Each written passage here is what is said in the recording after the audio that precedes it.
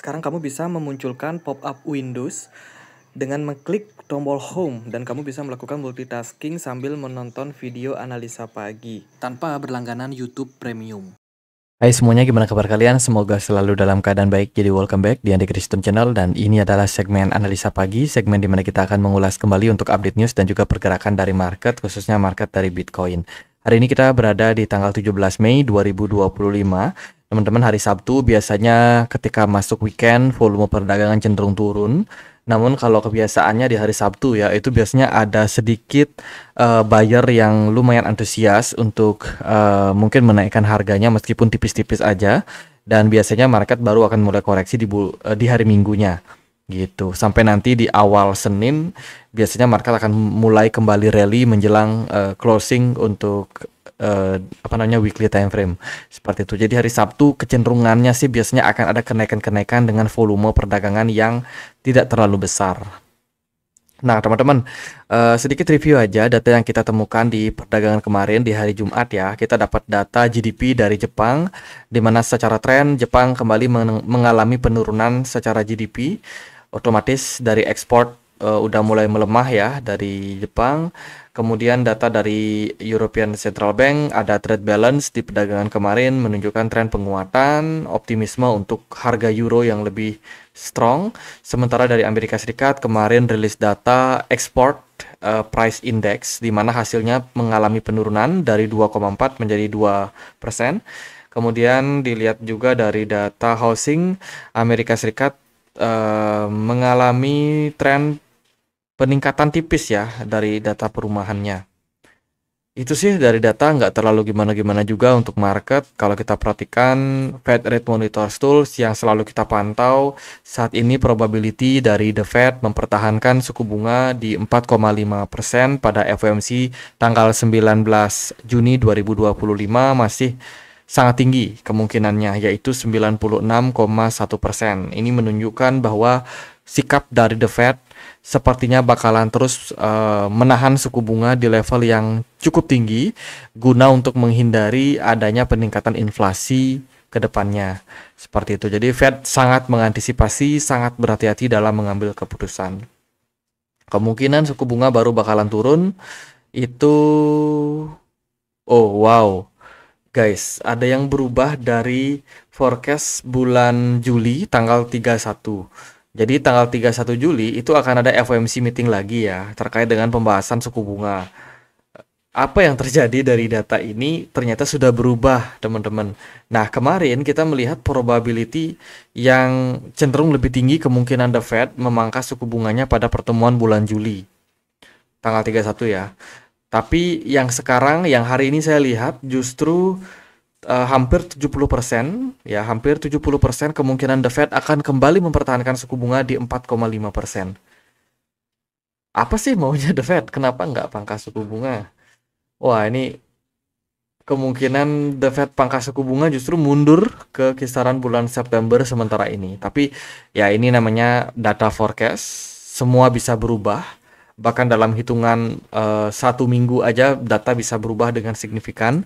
Jadi harapannya data-data seperti PCE akan mendukung, kemudian juga data-data seperti unemployment rate, non-farm payroll itu bisa mendukung untuk pemangkasan suku bunga yang lebih lebih early lah, bisa dibilang seperti itu. Wah, sayang sekali kalau The Fed baru pangkas suku bunga di bulan September. Sangat-sangat lama marketnya bakal menunggu. Sebelum kita lanjut masuk ke pembahasan berita-berita, aku mau informasikan dulu ada cashback dadakan bagi teman-teman yang melakukan deposit berupa token Fartcoin ke toko kripto. Cashbacknya sampai dengan 100%. Ya, total hadiah sampai 20 juta. Jadi ini khusus untuk semua pengguna yang sudah menyelesaikan KYC di toko kripto. Ya, jadi buat teman-teman yang belum KYC di toko kripto bisa KYC dulu. Link pendaftarannya aku sediakan di kolom deskripsi. Teman-teman bisa dapat diskon fee sampai 30% ya. Terus caranya gimana? Teman-teman bisa ikutin campaign ini sampai dengan 25 Mei 2025. Caranya gampang. Minimal lakukan deposit ya senilai dengan Rp25.000 berupa token Fartcoin. Boleh dengan jaringan apapun, itu akan tetap terhitung. Nah, Teman-teman, cashback ini maksimal adalah Rp25.000 ya, dan peserta yang melakukan deposit terbanyak, 10 terbanyak dengan volume tertinggi, itu akan memperoleh hadiah tambahan. Teman-teman, ada ekstra hadiah gitu. Nah, persyaratannya teman-teman dilarang untuk melakukan penarikan atau withdrawal sampai tanggal 26 Mei 2025 nanti. Nanti akan dihitung hadiahnya ya sesuai dengan ketentuan. Nah, teman-teman yang tertarik silakan langsung untuk daftar toko kripto lewat link yang ada di kolom deskripsi dan depositkan Fatcoin kalian dari wallet atau exchange lain. Gitu. Untuk informasi lebih lanjut linknya di kolom deskripsi. Fear and Greed Index sementara berada di poin 71, menunjukkan market memang masih antusias terhadap kondisi dari pasar. Dilihat dari inflow, produk Bitcoin Spot ETF juga terus mengalami peningkatan. Ya, meskipun kalau kita lihat dari tingkat peningkatannya, seiring berjalannya waktu makin lama makin turun. Kalau kita perhatikan dari data Bitcoin Spot ETF hari ini naik sekitar 114 juta US dollar. Sementara dari Ethereum Spot ETF kemarin ada outflow sekitar 39,79 juta US dollar.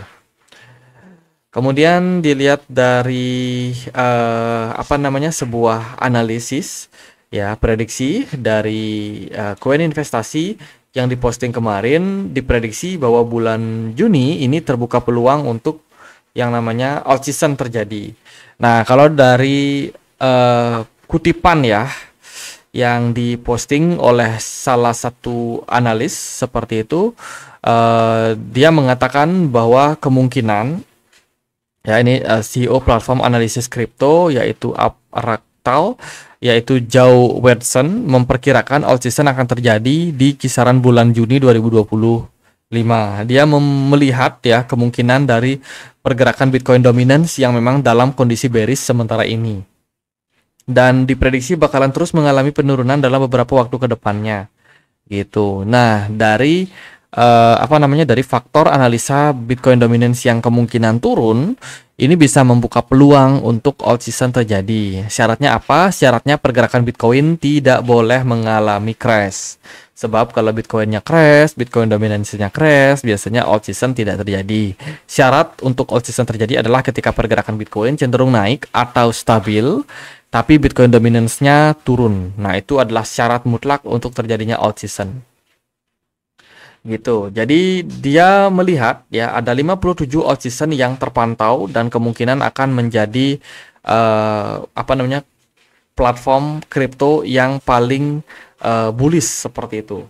Kalau kita perhatikan sih dari sini kita coba zoom out ya. Ada beberapa koin yang di take note, ada PP, EOS, Rune, Sui, FET, Render, MKR, STX, Cake, Sushi, Ethereum, Dogecoin, AVAX, Sol, Mana, Gala, Ordi, GRT, AAV, KSM, Koti, terus FET, Sun, Link, Shiba Inu, YFI, Algo, Near, Dot, One Inch, Atom, Bitcoin, Anchor, ZRX, TRX, terus Theta, Uni, SXP, COM, ETC, XLM, CHC, terus juga ada EGLT, Litecoin, BAT, BNB, Cardano, Filecoin, SNX, ICX, XRP, INJ, Alice, GTC, terus juga ada ICP dan XC Infinity.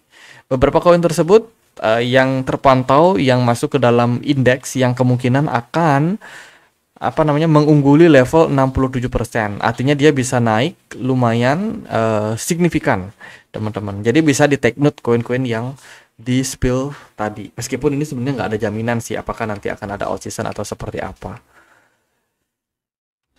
Itu ya teman-teman. Kemudian ada Binance Alpha yang dikecam oleh komunitas kripto. Nah, Binance Alpha ini merupakan salah satu bisa dibilang wadah ya untuk Binance mengumpulkan banyak investor guna untuk dikumpulkan investor ini guna untuk hold beberapa aset seperti itu.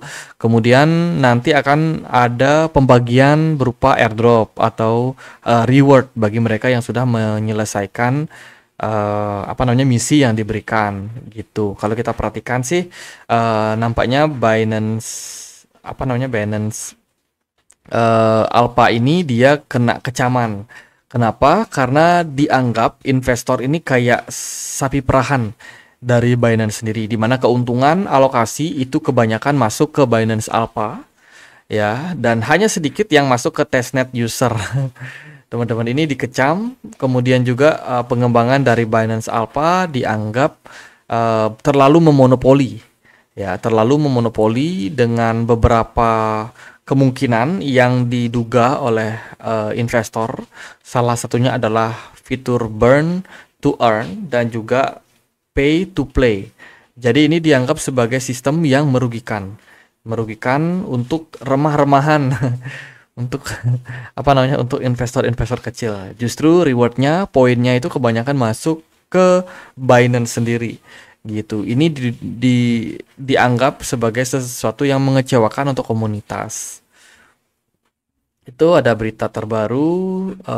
Kemudian juga dari founder Binance, ya, yaitu CC, dikabarkan akan menjadi penasehat, ya, untuk pengembangan aset kripto dan juga AI di Abu Dhabi, di Uni Emirat Arab, ya. Dan ini merupakan sebuah berita ekspansi yang tentu saja akan menguntungkan untuk Binance, untuk koin BNB, dan juga untuk Bitcoin secara keseluruhan. Abu Dhabi reveal 408 million US dollar untuk berinvestasi di ETF yang didukung oleh BlackRock, ya, ETF spot Bitcoin dari BlackRock. Ini merupakan sebuah berita yang mana menunjukkan bahwa kawasan Abu Dhabi, ya, wilayah kota Abu Dhabi itu akan siap untuk berinvestasi lebih besar pada Bitcoin ETF gitu. Mereka sudah punya wealth fund mereka sendiri yang mana mereka mengalokasikan rencananya adalah 408 juta, ya, US dollar ini untuk diinvestasikan di Bitcoin Spot ETF. Berita yang bagus, mungkin juga karena intervensi dari dari Donald Trump, ya, yang kemarin berkunjung ke kawasan dari Timur Tengah. Seperti itu, beberapa negara Timur Tengah dikunjungi guna untuk membuka peluang kerjasama yang lebih besar antara Amerika Serikat dengan negara-negara di Timur Tengah. Nah, kebetulan kan BlackRock ini salah satu perusahaan yang juga listing di bursanya Amerika Serikat. Jadi kalau ada investasi masuk ke sana, otomatis secara tidak langsung akan menguntungkan Amerika Serikat juga. Seperti itu. Jadi lumayan cerdik, ya, langkah politik yang diambil oleh Donald Trump. Dia kerjasama sama Binance, di mana Sisi punya akses yang besar, ya, di kawasan Uni Emirat Arab, Dubai, Abu Dhabi, guna untuk bisa mendapatkan investasi dari sana. Gitu. Menurut saya itu cerdik sekali sih. Kemudian ada Basel Medical Group dikabarkan berencana untuk mengakuisisi sampai dengan 1 miliar Bitcoin. Wah, ini berita yang luar biasa lagi, datang dari salah satu perusahaan berbasiskan farmasi, teman-teman, di mana perusahaan ini mengatakan bahwa mereka ini berencana untuk melakukan pembelian Bitcoin seperti itu sampai 1 miliar. Ini jumlah yang sangat besar, di mana perusahaan Basel Medical ini dia merupakan salah satu corporate terbesar, ya, di Asia Pasifik di health sector gitu. Jadi udah mulai nih masuk Bitcoin ke sektor-sektor perusahaan farmasi, ya, dan juga industri kesehatan. Lalu dari berita yang lain adalah di DDC Enterprise Announce Bitcoin Reserve Strategy menargetkan melakukan akuisisi 5.000 Bitcoin selama 36 bulan. Ini lagi ada sebuah perusahaan bernama DDC, ya, di mana DDC ini merupakan salah satu perusahaan yang berbasiskan consumer dan juga e-commerce yang ada di Cina dan Amerika Serikat. Dikabarkan mengumumkan untuk akuisisi terkait dengan Bitcoin. Wow, ini juga merupakan sebuah berita yang sangat menarik. Lalu ada World Liberty stablecoin yaitu USD1 dikabarkan akan kompatibel dengan beberapa jaringan cross-chain. Sementara ini mereka sudah kompatibel dengan Ethereum dan juga BNB Chain. Nah, sekarang akan ekspansi juga ke CCIP milik dari Chainlink. Teman-teman, tentu saja ini akan menjadi berita yang bagus juga untuk Chainlink karena jaringan dari Chainlink akan semakin rame, kemudian juga dari token linknya sendiri yang sebagai token tata kelola juga akan mau nggak mau harus diminati juga ya oleh pengguna dari token USD1 ini. Itu jadi sebenarnya ini good point juga untuk link. Oke, gimana Bitcoin? Bitcoin sih sejauh ini sepemantauan saya ini masih bagus, masih positif. Secara tren dia bertahan di kisaran level 104.000 dengan volume smart money yang masih cenderung bagus. Kemudian volume perdagangan agaknya di weekend ini bakalan turun. Harapannya Bitcoin bisa bertahan ya di level-level saat ini.